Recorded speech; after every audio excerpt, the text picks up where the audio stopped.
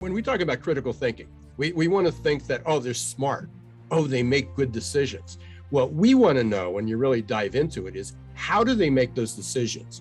What's their approach? Are they curious? Are they fact-based? Or do they rely on instinct? Did they consider other options? How did they evaluate the risk in that? And then we also we look at the speed at which they can do that. Some people are really, really good thinkers, but they can't do it when somebody's watching under the gun. Hello and welcome to the Manage Self Lead Others podcast for experienced and aspiring people managers. I'm your host, Nina Sunday, and this is the show to help you explore ways to become the best version of yourself at work as a manager.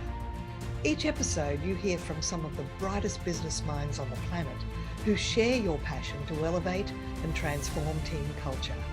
They share insights in self-leadership and leading others. Together we can make workplace culture better. Are you ready? Because it's time to manage self-lead others. Described as a millennial trapped in a baby boomer body, Ira Wolfe is a visionary thinker in managing the convergence of the tired, the wired, and technology. A prolific blogger, podcaster, and author, Ira's company, Success Performance Solutions, provides employee assessments and recruitment consulting. His TEDx talk, Make Change Work for You, became the inspiration for his latest book, Recruiting in the Age of Googleization, When the Shift Hits Your Plan. Welcome, Ira Wolfe. Hey, thank you very much. I'm excited to be here, Nina. Well, I've been reading your wonderful book, and of course, you've coined a new word, Googleization. And of course, The minute you see it, you go, yes, we've all been Googleized. But because you've got a recruiting HR background, you are going to talk about recruiting, but you open up with some very interesting concepts about it being a VUCA world. We're going to talk a little bit about the exponential shift. You're going to talk about the attributes of leadership and agility quotient, and all of the 6 essential attributes of leaders. And I was very pleased to see your reference to the need for micro-learning, because as an educator, I'm a keynote speaker and I've been a face-to-face trainer, but I'm going full bore down the road of micro-learning in 30-day challenges. So you're a man after my own heart. So let's open with, when I saw you talk about VUCA, I've been talking about VUCA for a few years now. Tell us what VUCA is for those listeners that perhaps aren't as familiar with that term. I love talking about VUCA. That was actually the theme of my TED Talk as well. I've been talking about it for a few decades now as well. And just to be clear, I mean, we talk about VUCA. I'm actually not a recruiter, and I fell into HR by accident. I wrote the book about change, about VUCA, about how the world was changing. I work with HR, I work with businesses. All my life's work for the last 25 years has been about helping people find the right jobs, the right fit, working with companies, understanding that human capital thing. And in the sense of that, everybody thought it was like, oh, we're on this island. We're just talking about matching people. We're talking about there's this ample supply of good people. We're going to put them in the organization. And looking at almost as an outsider was, the world is changing. How people get recruited, but how people work, where they work, why they work. Businesses just were aloof. It's like, oh, people will always be there. We're going to change all these things and people will come. As we have seen around the world in the last 2 years, that's not the case. So let's roll back to go back to your question, is talking about the book. I wrote this book about what the future of work was going to look like, about how quickly things were changing, what exponential change was going to look like. And the acronym that we've talked about, VUCA, V-U-C-A, has been around for a little over 30 years. Actually, Warren Bennis, and actually 40 years, almost 40 years ago, he adopted that to say, we need to change leadership. We need to change the way business is going to be, because it's going to be volatile, uncertain, complex, and ambiguous. And if you look at those 4 words and you look at the VUCA acronym and you talk about our life since 2020, the last 2 years, volatile, uncertain, complex, and ambiguous. And everybody says, oh, this is like a weather system. This is like a flood, an earthquake, a tornado, a hurricane, a tsunami, a typhoon in your neck of the world. It's going to come, it's going to hit us, it's going to come through, and then we'll get back to normal. No. Guess what? We're not, it's not an isolated event. It's here, and it keeps coming, and it keeps coming, and it keeps coming. And that's, prior to 2020, most people didn't understand what exponential was. Now, all of a sudden, you can ask a 3-year-old and say, what's an exponential curve? And they can draw that curve, because that's what the pandemic looked like. So this book is about change. VUCA is about volatility, uncertainty, complexity, and ambiguity. And there's more than their share, enough to go around for everybody. Absolutely. And one of my favorite slogans of yours is "Shift will hit everyone's plan." That is it. That was the original title, by the way. Oh, right. And so it was "When the Shift Hits Your Plan." That's our opening and our close every week on our podcast, Geeks, Geezers, and Googlization. But as I was writing the book, I finished the book. And the question was, what do I want to do with it? Do I want to just talk about change, or how can I make it relevant for people? And since I was working with HR, more and more clients, more and more companies were talking about, this was in 2016, 2017, saying it's so hard to find people. And I'm a marketer at heart. I mean, ultimately, I often kid and I say I'm a marketing company, a content creation company that just happens to be in the HR space. And so I said, let's talk about how companies, not how they can find people, but how they're going to have to engage people, how they're going to have to inspire people, how they're going to have to motivate people. What's the messaging going to look like? And frankly, there's so many elements of this that just is common sense to some of us, and yet businesses weren't doing it. Recruitment is no different than marketing new customers. And companies would never, ever, ever treat their customers like they do their candidates. They don't ghost their customers. If they did, they won't be in business that long. They don't ignore them. They don't treat them poorly. They create these big splash pages, landing pages, promotion, bonuses, contests. They do everything to attract them. When it comes to attracting a candidate, well, let's put our job description up there, which is boring as all get out. And we'll see. And we'll have this flood of people that'll come in, and we're going to pay them. And of course, they'll love working for us. And of course, the mentality of the managers hiring them is we're just hiring them to do the job we pay them to do.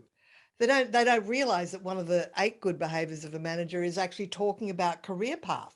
And in fact, when I was working in television, I would have still been in television had I had a manager that said, now, Nina, where do you want to go in the organization? I wanted to become an executive producer. Instead, I was stuck doing cash flow forecasts. And I went, oh, there's no career here for me. So I'm holding the 2nd edition now. You are holding the second edition. Right. And on that, there was even more updates. And if I probably could have a 3rd edition, because the last 2 years, as we talk about with VUCA, things are always changing very quickly. And now, on top of difficulty finding people, you have this huge exodus out the back door, this great resignation. In the US alone, there is more than 50 million people. It's a third of the workforce quit their jobs in the last 12 months. And every month, 4.5 million more people quit their jobs every month. Have you nailed the reason why? I mean, I've got a theory, but you're the expert. Toxic cultures. Oh, right. Toxic. But the thing is, they were putting up with it before. And if they were working from home, they had a chance to reflect, and it's not toxic at home, hopefully, certainly. And then they go, I don't think I want to put up with it anymore. Whereas before they were settling. Oh, you're absolutely right. If the pandemic had been over like it was expected, that, hey, you're going to go home for 2 weeks. No, it'll be a month. No, it'll be 2 months. No, it'll be 3 months. And then you come back to work. They probably would have continued to get away with it. In fact, there was a white paper in a study that I participated in. It's called the Everywhere Workplace. And they surveyed 6,500 people around the world, all different professions. And they found that 87% said they do not want to go back to work full time. 13% said, yeah, we'd love to go. That's not what companies were thinking. Ernst Young EY did a study on that, so there's a bit of a mismatch between what companies think and what the the gap is crazy. There's been a couple of studies last week, just the other day, Laszlo Bock from Google came out and he said, oh, hybrid is just a fad. Companies are going to demand that everybody comes back. The banks said, we're going to require people. And now they're rethinking that because the exodus, one is half the people didn't show up. They said, okay, if you want to fire me, fire me. I'm not coming back to the office every day. We'll come back when you need me, but we're not going to come back every day, especially if they have this long commutes and they're in the city. So they've backed off a little bit, but there's still this movement I don't remember who it was. I apologize, whoever had this survey, but it was almost 70% of managers said that they're going to require their employees to come back, when 90% of the employees said, we're not coming back to work full time. Yeah, they're voting with their feet. Now, you do talk about leadership agility and the 6 essential qualities of a leader. And one of the top is critical thinking. And to me, that's there's the French term for I don't know what, je ne sais quoi. How do you actually define critical thinking? It's kind of that little ephemeral concept. How do people know that they are a critical thinker? Well, there's so many components to that, and it's a really interesting question. So when we're talking about adaptability, we talk about adaptability a lot, and critical thinking, it's more in a change readiness, and part of that is mental flexibility, and one of those 5 dimensions that we measure in the adaptabilities is mental flexibility, which is making sense. It's dealing with ambiguity. It's taking conflicting messages and trying to make sense of that, correlating what parts work and which ones don't, what's really different with that. It's the ability to deal with cognitive dissonance, which we have so much of, especially when you deal with politics and things. So mental flexibility is a real component to that. But the other part of cognitive critical thinking is your ability to reason, certainly, but it's also the ability to do it quickly. And my core business is we do pre-employment and leadership testing, and cognitive testing was always a part of that. So there's a quality part of critical thinking, such as are you curious enough? When you talk about critical thinking, do you do your due diligence? Do you ask enough questions? Do you reflect on your solutions? And so many people just take it for granted. They read the headlines and they move on. So it's curiosity. There's an open-mindedness that we essentially look at. Do people have a belief, if it ain't broken, don't fix it? Or do they consider options? And either scale can be a problem. Sometimes things that work should be repeated because they worked. They're tried and true. But sometimes you have to consider other people's opinion. You have to look at other options, but you can go down rabbit holes with that. Sometimes people just entrepreneurs love new ideas. And if something doesn't work, they hop to another idea and then another idea and another idea. So we look at that open mind, a balance of open-mindedness and willingness to change. How much do you rely on facts versus intuition? What's your risk tolerance? Are you risk tolerant or risk averse? Are you cautious? Are you impulsive? So all those, when we talk about critical thinking, we want to think that, oh, they're smart. Oh, they make good decisions. What we want to know when you really dive into it is, how do they make those decisions? What's their approach? Are they curious? Are they fact-based? Or do they rely on instinct? Did they consider other options? How do they evaluate the risk in that? And then we also we look at the speed at which they can do that. Some people are really, really good thinkers, but they can't do it when somebody's watching under the gun. And there are times, especially in a VUCA world, where you have to make snap decisions on that front line. Think about our healthcare workers in triage.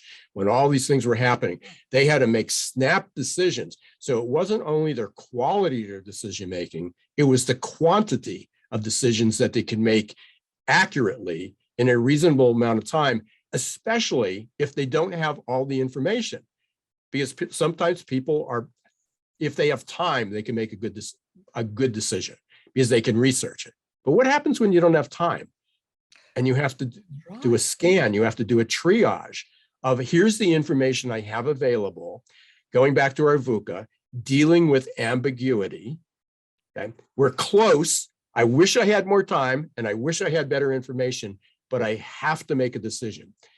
That to me is critical thinking, is who are the people that can make a lot of accurate decisions based on limited information in a short period of time. That's excellent. And how would you recommend people improve or improve their critical thinking? Is there a book they can read? Is there a practice they can follow? You know, there's so much and there's so many books. I have a good friend that's written a book on curiosity. That's always a good place to start. Just ask more questions. And if you're a curious person, then look at what do I do with that curiosity? Do I just chase every rabbit hole, every idea I have, or do I formalize it more? So, you know, like anything else, and I came from a healthcare background, so it's what's the diagnosis? And once you have the diagnosis, there's multiple treatment options. If we come back to that, is curiosity would be one. Perception bias also goes into this when we're listening. How do we overcome that? So maybe you're a highly curious person, you're very, very smart, but you have particular biases. And so how do you recognize that the biases don't get in the way, especially moving forward? There's not one particular book. I think it's like everything else going back to, you know, well, we knew this for a long time, but, you know, Stephen Covey said, first understand yourself. Exactly. It's understand where you are. What's the what is it? Seek first to understand before you are understood. Self-awareness is key. You know, it's the beginning of emotional intelligence. Is who are you? Who am I? How do I see the world? And now let's talk about that. That's right. Now you talk about putting the human or keeping the human in HR. And I was very interested to see that continuous learning, passion for continuous learning is one of these essential skills of leaders. But you talk about the role of micro learning, bite-sized learning, and that's a path I've been traveling down. So what's your thoughts around that, please, Ira? Well, the thoughts are very strong, very parallel. We actually, I swore I would never build a program on my own. I didn't want to be software. I didn't want to do that. And based on what we were finding with the adaptability quotient, one of those other factors I mentioned, mental flexibility, but growth mindset is part of that, as well as grit, resilience, and unlearning. So those were those 5 dimensions. Unlearning. Yeah, what worked but doesn't work anymore. We have to make rooms in our brains. I'm an older baby boomer. It's like taking care of your closet. If you buy something, get rid of something, right? If I learn something, get rid of something that doesn't work anymore. But growth mindset was sort of the core of that. And I found that a lot of people didn't have that. And then the question, just as you asked me, how do we learn? How do we become better critical thinkers? And there were books on it. There's courses on it. We now have podcasts that we can learn from. We have a podcast on it. And I was working with a team, actually, he's a partner, my partner on the co-host actually is a partner in this other company, and they focus on micro-learning. So we set out to have a 30-day journey on how people can develop a growth mindset. How can they open their ideas? How can they get okay with, hey, I'm going to try something new, but I've always been successful. You know, if I'm an expert, or if I'm being paid to do something, and I say, I'd like to learn that, but I might make a mistake. And then people go, well, I thought you had all the answers. You're the expert. Or you think about students. If I try something new and I don't get an A, then I won't have my good grade, or people may not think as I'm as smart as as they think I am, therefore I won't get that job. Or if I'm an employee, I'm a manager and I want to get promoted and I have a great idea, but what if it doesn't work? Then I won't get that promotion. So people stop trying to do things, trying to learn new things. So we said, how can we get over that? So we literally built a 30-day micro-learning program, five to 10 minutes every day is all that's required. And it just introduces that, what have you tried differently today? What are some of those fixed mindset ideas? I'm too old to learn. I'm an older baby boomer. I'm constantly on that learn. And then I hear people that are saying they're 30 years old going, I'm out of school. I'm too old to do that. I'm not very good at math. I'm not very good at technology. I could never be a parent. I could never do this. They have a long list of things that they can never do. List of limiting beliefs. Right. How do we stop that? And you don't stop it by going to a 3-hour Tony Robbins, jump up and down. Hey, look in the mirror and just say you can do it. And all of a sudden you can do it. I don't care. I can stare in the mirror as long as I want, and I will never be able to dunk a basketball. But there, but I can learn how to jump higher. I can learn how to do things. I'm maybe a little bit too old at this point to be able to do that. 10 hoops a day, every day for 30 days. Right. And the important thing is not necessarily dunking the basketball, it's getting the ball through the hoops. So what's another way to do it? But if you don't try it, it will never happen. So the micro learning, we're micro learning. If I need to learn something, I pick up my phone and I search Google or YouTube. That's micro learning. People say, well, micro learning doesn't work. Really? I mean, how many people, if you want to bake a cake, we just got a new air fryer, and it's like, how long do you put it in there? I'm learning because I could do it in seconds. I don't have to take a course. I don't have to buy a cookbook. I don't have to go online. I don't have to listen. That's micro learning, and that's how we're learning, and it's really, really, really effective. And my challenge, Ira, is I've been posting on LinkedIn a poll and also sending the poll out to, I've got thousands of subscribers to my blog, saying, which would you prefer, a 2-hour virtual live online session or a 30-day challenge, 5 minutes a day? The majority still go for the 2-hour lesson. And I know with the people that have been doing our 5 minutes a day, they are getting such better results. And the other thing I notice is when I'm delivering in front of a group, they all nod their heads like they're understanding, but they're not applying. And then because of the comments I see in the 30-day challenges, I go, I didn't know people didn't know that. It's like you actually do have that peer-to-peer support and that chance to drip feed and just gradually, incrementally apply day by day. So I heartily endorse your 30-day approach. And again, I'm not the expert in it. I'm learning, and I rely on other people to be able to do it. But it absolutely is the way that we learn. And for years they called it the sheep dip.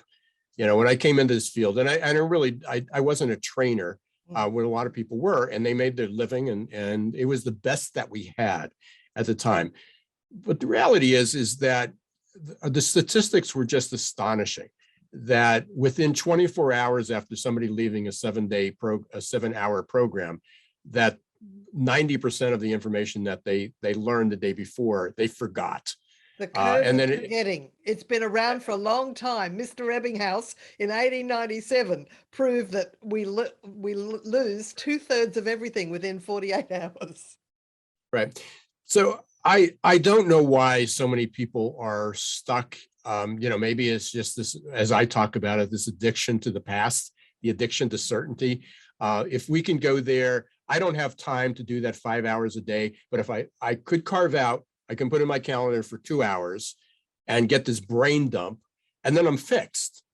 It's almost on. People really struggle with change. It's that behavior. Maybe if I can get all the information at one time, it'll be easier. It'll be more convenient. I can check that off my list and go, well, at least I tried.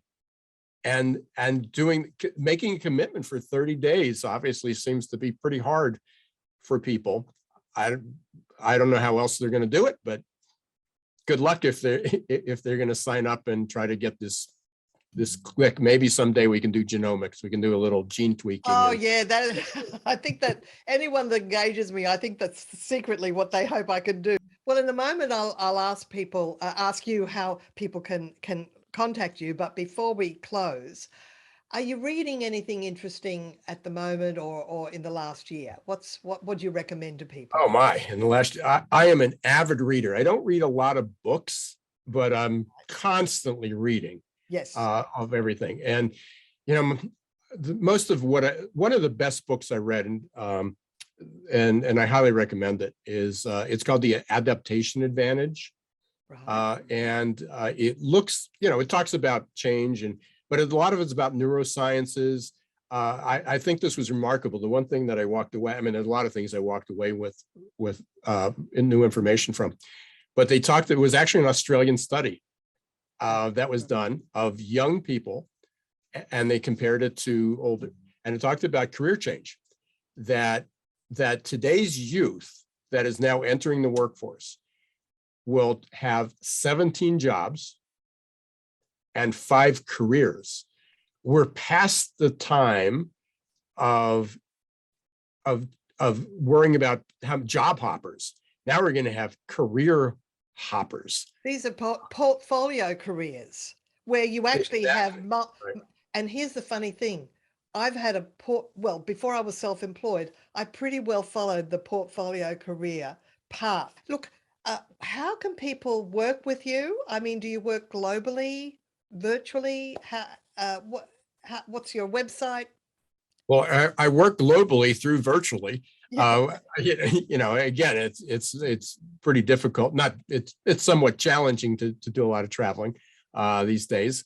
But most of my work has been virtual. You can reach me through either my personal website, which is irawolfe.com. My business website is successperformancesolutions.com. You can connect with me on LinkedIn, YouTube.